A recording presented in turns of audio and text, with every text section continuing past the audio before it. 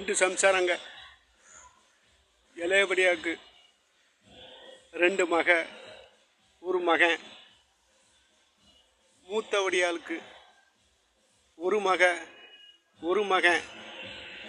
நான் இளம் வயசில் ரவுடிஸ்தனம் பண்ணிக்கிட்டு இருந்தேன்.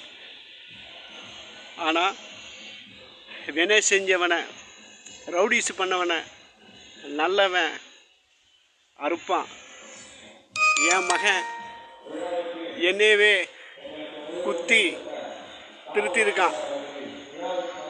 நான் டிஸ்சார்ஜ் பண்ணி 1 வருஷம்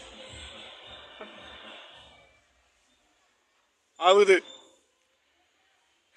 என் மகட்டையும் என் மகன்கிட்டையும் நான் சொல்லி வளர்க்குறேன்னா, நல்லபடியாக போங்க, நல்லா வாழுங்க, ரவுடிஸ் என்னோட போட்டோம் அப்படின்னு பெண் குழந்தைகளுக்கும் ஆண் குழந்தைகளுக்கும் நான் சொல்லி திருத்தி வாழ வச்சிருக்கேன். என் மூத்தவடியா மகன்னா என்னை குத்துனது. ஆனால்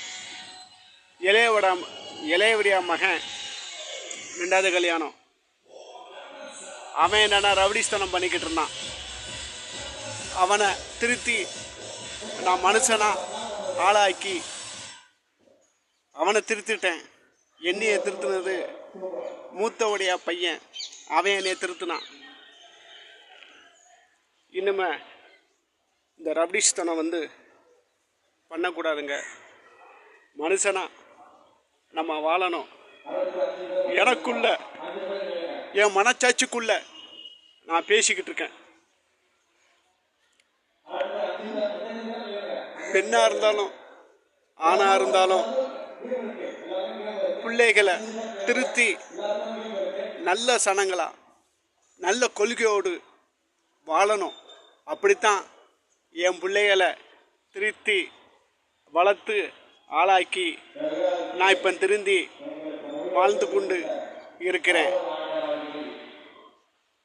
இது ஒரு கதை மாதிரி, படம் மாதிரி போகும். பாச போராட்டம் இதில் உள்ள டைட்டில்.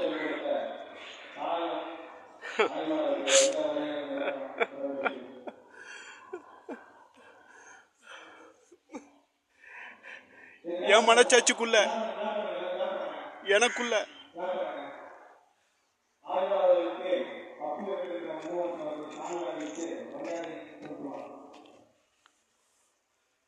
பேசுறேங்க.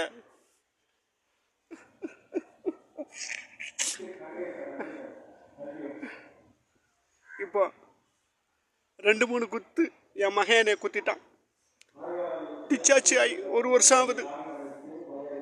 இப்போ உடம்பு பரவாயில்ல, ஆரோக்கியமாக இருக்கு.